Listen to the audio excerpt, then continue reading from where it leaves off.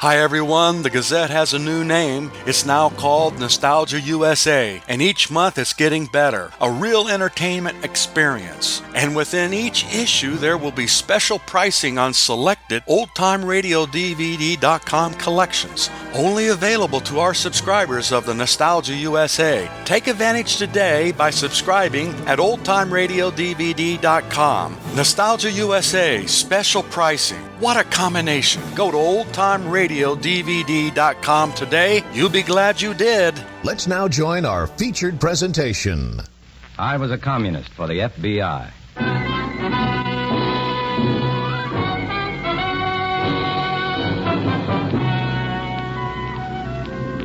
Starring Dana Andrews in an exciting tale of danger and espionage.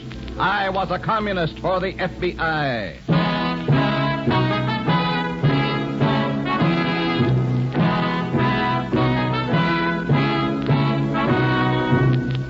From the actual records and authentic experiences of Matthew Cvetic come many of the incidents in this unusual story. Here is our star, Dana Andrews, as Matthew Cvetic, who for 9 fantastic years lived as a... I learned a lot during my... But I didn't learn a thing about women. And why not? Because the women who join the Reds aren't interested in being women at all. This story will give you an idea of their real interests. In a moment, listen to Dana Andrews as Matthew Cvetic, Undercover Man.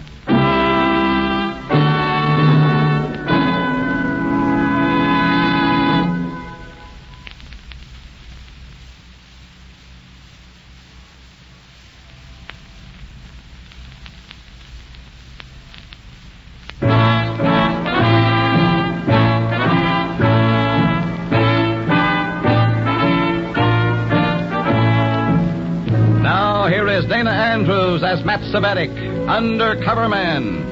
This story from the confidential file is marked The Red Waves.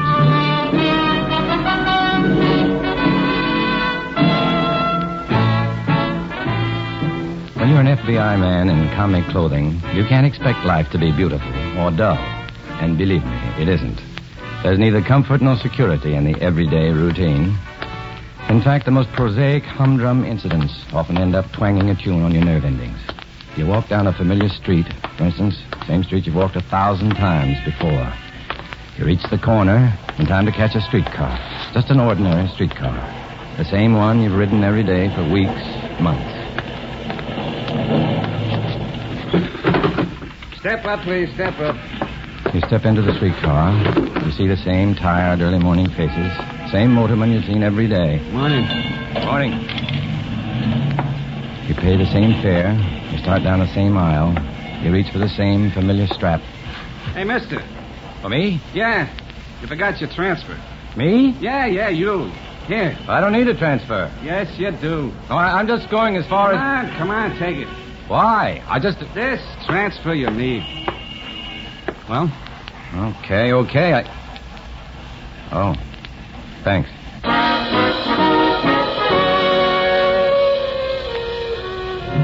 I took the transfer and looked at it. Just an ordinary streetcar transfer. Then I turned it over and looked again. There was a phone number written on it. The handwriting was neat and feminine. Call Briar 2214, it said. And it was underlined in red.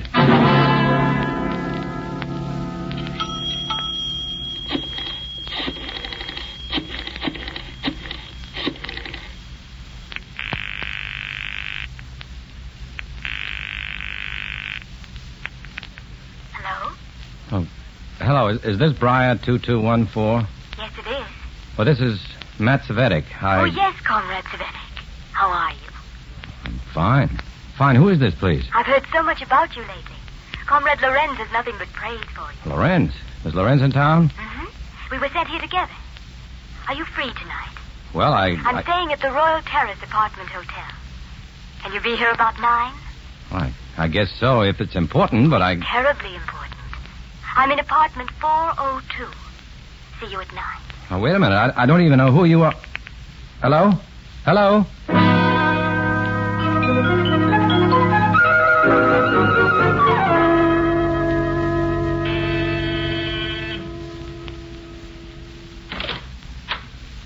good evening. Well, Cvetic, good to see you again. Come in.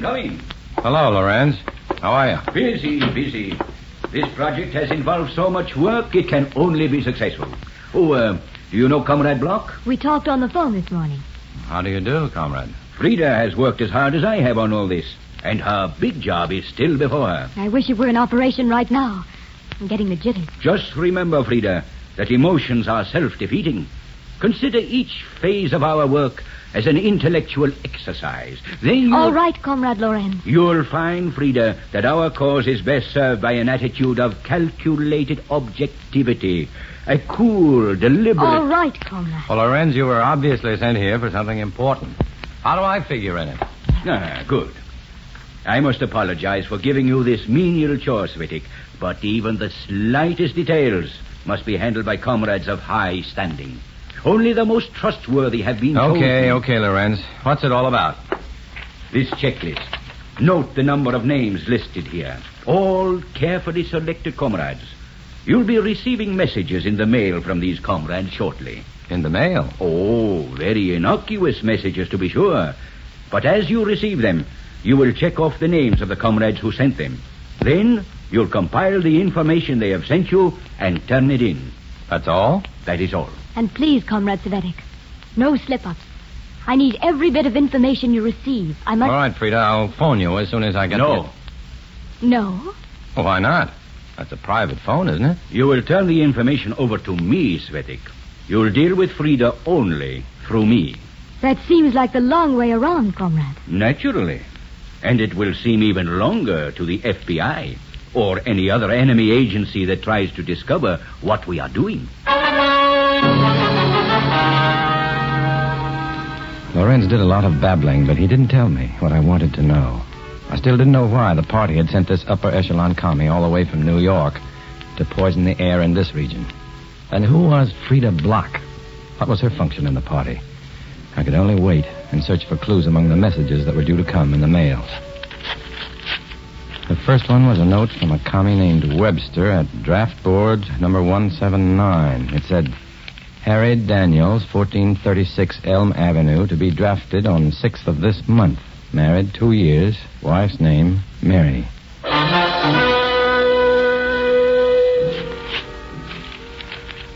From a commie waitress at the PX at Camp Cronin, Lieutenant Tom Maxwell, stateside furlough ends this week. Rejoins outfit overseas. Wife just had baby girl. One after another. Simple, intimate, personal items about servicemen. I had to find out how they could contribute to any commie project, and I had to find out fast.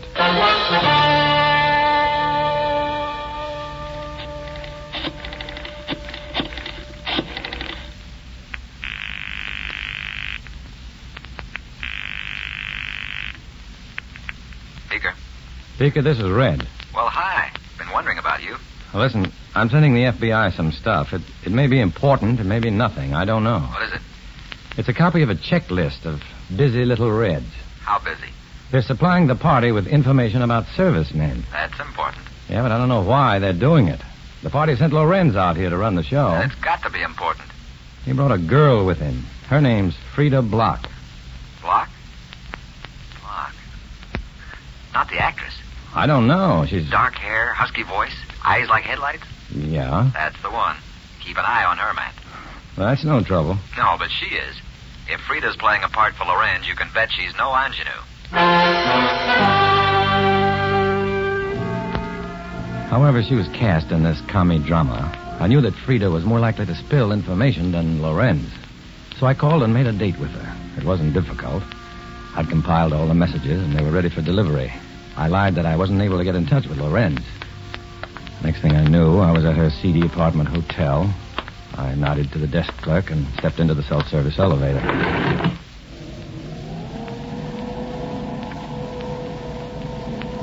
Frida's floor.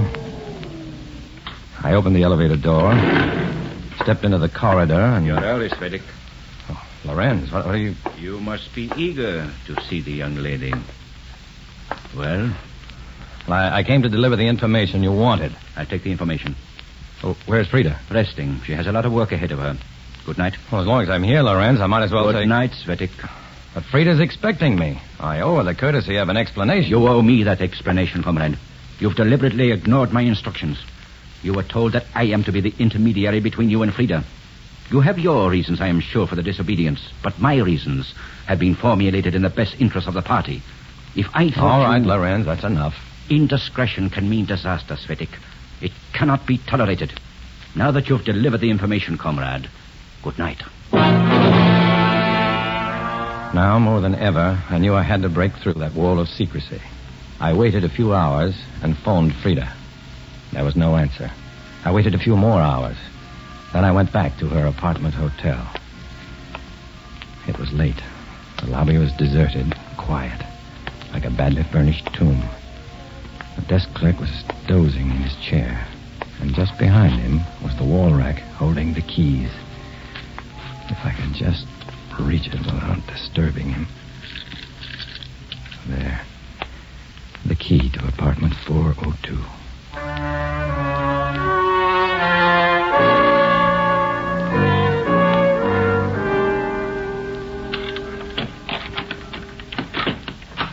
Apartment 402 was a tiny place, but it seemed a lot larger with no one in it.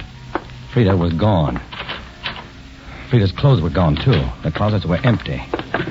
The dresser drawers were empty. There was nothing here to tell me what she was doing for the Reds, or where she'd gone, or why. The only thing I could do now was get out of the apartment. I locked the door behind me, then headed for the stairs. No good. Someone was climbing the stairs just a floor below. I couldn't risk being found here. I started down the hall again, not quite sure where I should go when... Going down! Oh, down! Hold it! Going down. I breathed a big sigh of relief as the elevator door shut behind me, and then I couldn't breathe at all. My reflexes had crossed me up. This was a self-service elevator. It needed no one at the controls, but someone was at the controls. He was pushing the emergency stop button now. You don't mind stopping between floors, do you, Cvetic? I have a few things to settle with you. Do you always settle things with a gun, Lorenz? Not always. But in your case, it may be necessary.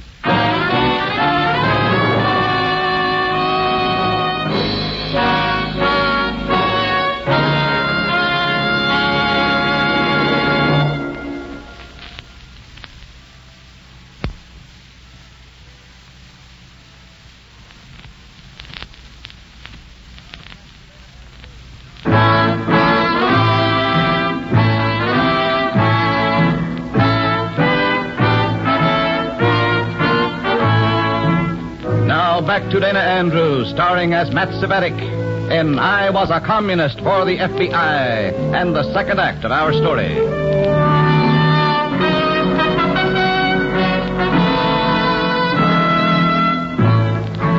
Ever been trapped in an elevator late at night with a man you hated? Ever been forced to face a Red fanatic like Comrade Lorenz from the wrong end of a gun? These were new experiences to me, too, and I don't recommend them. To stand there and sweat, waiting for that last-minute miracle, or the reckless flash of heroic abandon that will help you overpower the villain. But nothing happens. You just stand there and sweat. This is the second time you have disobeyed party orders, Cvetic. Well, speak up, Cvetic. Why? You have no intention of believing anything I tell you. What's that you have in your hand? The key? Key? Where did you get the key to? Frida's apartment. Why not? We've spent a lot of time together. Been good friends. Ever since we met in New York months ago. You're lying, Cvetic. Am I?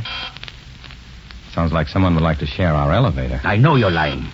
Frida had strict orders not to become friendly with anyone. Look, Lorenz. The key. Apartment 402. See? Sentiment. Love. A bit sickening. And you know the work she's doing, I suppose? Well, she's asked my advice about it from time to time. Are you going to give up this elevator or not? I can't believe it. She knows the cost of failure in this work. I can't believe it. I think you'd better get out of this elevator, Lorenz. Yes. Yes, of course. Where to now? To call your bluff. We're going to see Frida. Now? At this hour? Frida starts work tonight. If what you say is true, she'll stop work tonight. If you're lying... All right, Cvetic. Out. Lorenz ushered me out of the building and down the street to where his car was parked. In a moment, we were speeding across the sleeping city. Our destination? I had no idea. I could only think of the dilemma I'd created for myself. The big commie secret, whatever it was about to be revealed to me. But I was about to be exposed as a liar, a traitor to the cause. A fat, messy dilemma, all right. And I was impaled right smack on its horns. All right, Cvetic. Here we are. Out. Out? Well, there's nothing here but a beach. The pier is right behind that seawall. Pier? What pier? For one who knows so much, you seem to know very little. Oh, I've never been to this part of the waterfront before. All right, out.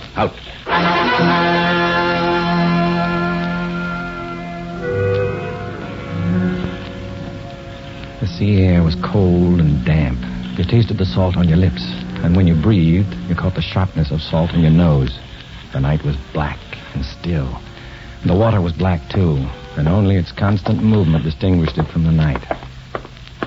Wait here, Cvetic. Where are you going? Just wait here. Lorenz walked to the corner of the pier and signaled with a flashlight he'd taken from the car. Might as well make yourself comfortable, Cvetic. We'll have a short, miserable wait.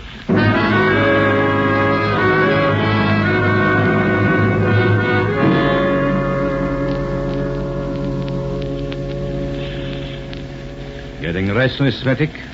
Isn't that a boat out there? Ah, good. It's just 25 minutes since I signaled. Ahoy! How about a light? Here we are! Can you see the beam? I see it. Stand by. All right, Cvetic. Hop over there. After you, comrade. In the launch, Cvetic. Now. Okay. Come on, hop to it. Here I come. That's the way. You ready, Lorenz? Ready? There we are. All right, let's go.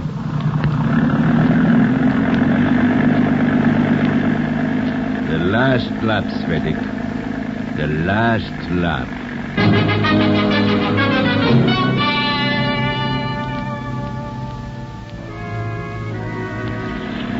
The launch sliced through the choppy water.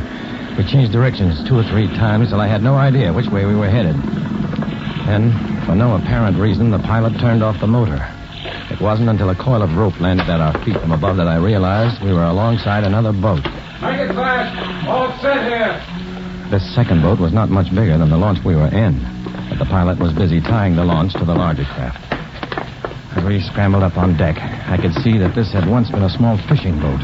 But now that the commies had it, it was used for purposes other than fishing. Where's Frida? She's still recording, comrade. Recording? Sure.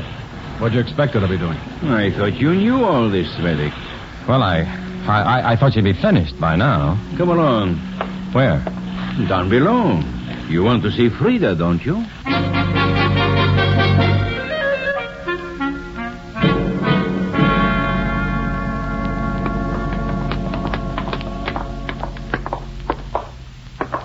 Well, Cvetic, what do you think of all this? Oh, I never thought that you Pretty compact, eh? Living quarters here, and in there, a complete recording studio. Complete to the finest detail. Is Frida in there now? Sure. Perhaps you would like to hear how your lady love sounds. Seems hardly worthwhile fighting at all if that's how they take care of you guys. What's she doing, a Tokyo Had you Rose looked at Ash? Maxwell? Listen. That furlough was fun, wasn't it? Oh, by the way, don't worry about your wife being lonely. The baby's doing fine. And so is Mrs. Maxwell. She's been getting lots of company lately. Mostly civilians. And mostly male. Funny how This women won't forget work, so Lorenz. soon. You're wrong, Cvetic. Fellas, I You're won't wrong. forget you. Dead wrong. Eh. It can't fail. Frida records her programs here. A plane picks them up according to prearranged schedules and shuttles them to specified relay points. Then what? Matter of days, hours sometimes. And the records are delivered to certain ships at sea, or to red bases on other continents, within earshot of American troops, of course. No, it won't work. Tokyo Rose tried the same thing in World War II. She thought she'd break down American morale, but the GIs laughed at her. If anything, she boosted morale. Exactly. That's our purpose, too. Well, I don't understand. Among those cozy personal notes Frida broadcasts, we've included urgent coded messages. But of course, you know this, don't you? Oh, she never mentioned anything about messages. The messages, Cvetic, are tailored for the ears of red agents among the Americans. Every time a GI tunes in to snicker at Frida, he's aiding the closest communist agent. Now, do you understand? Yeah, I understand, all right. Evidently, Frida didn't get around to telling you that. No, she didn't. Come inside the studio. She's done now. Let's see what she tells me.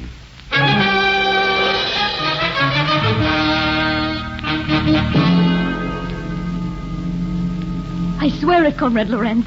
I don't know what you're talking about.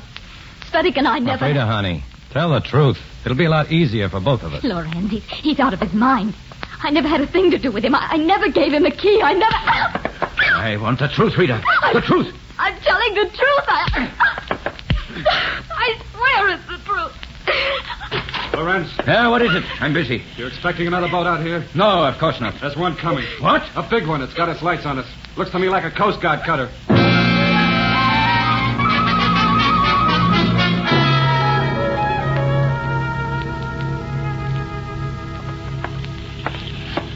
Take a look. If that ain't a Coast Guard cutter, I ain't a seaman. Then, let's get away from them. Get the anchor up. Move. Comrade, this hunk of flotsam couldn't outrun a cork in a washtub. But they'll take all of us in. We can't let them. Cvetic, we can't let them take all of us. How can you stop them? That gun of yours won't help. Someone's got to get away to carry on our work, to give the party the facts before the newspapers make fools of us. Stay on deck over there. We're coming aboard. Too late now. Lorenz, one of us could duck over the side. They'll be towing this tub of ours in. If he cut the launch free, he could hang on to that. Cvetic, do it. What? You're the strongest man here. Go on. Over the side. Hurry.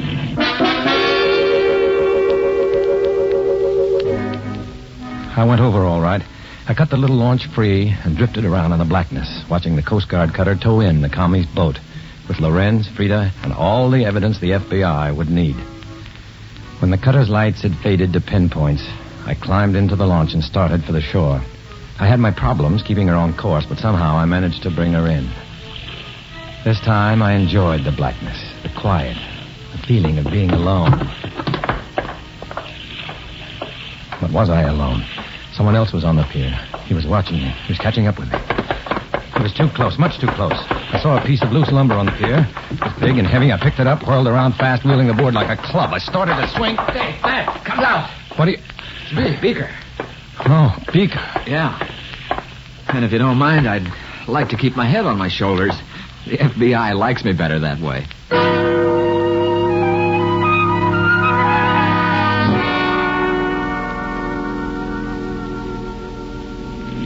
Okay, Beaker, let's have it. Have what? The story. What brought the Coast Guard out to that commie boat? That checklist you gave us. What? The one with all the commie names on it. We rounded them up one by one and got just enough truth out of each of them to piece together the whole picture. What's the matter? You miss your commie playmates or something? No, I just hope they don't find out the truth about me. Don't worry, Matt. We told Lorenz that the Coast Guard got suspicious of all the unexplained activity on the boat. They investigated and hit pay dirt. Fine. Oh, better let me out here. Well, can I drive you home? I better not. Never know who'll see us together. Yeah, guess you're right. Night, Matt. Night, Beaker.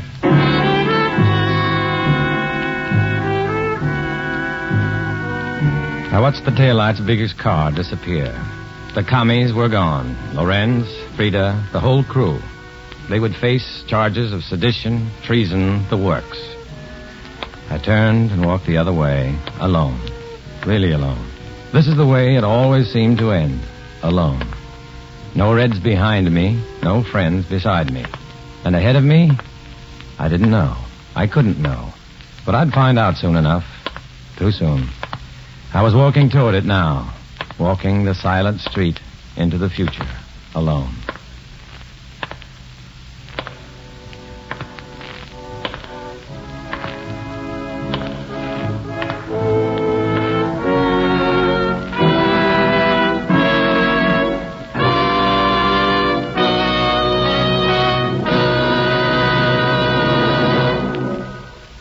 Dana Andrews will return in just a moment.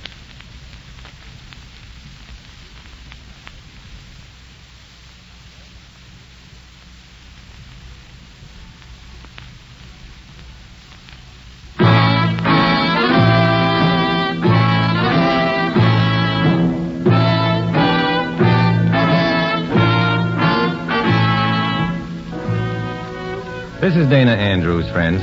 In the story you just heard, names, dates, and places are fictitious to protect innocent persons. Many of these stories are based on incidents in the life of Matt Cvetic, who worked undercover for the FBI. Next week, another fantastic adventure. Join us then, won't you?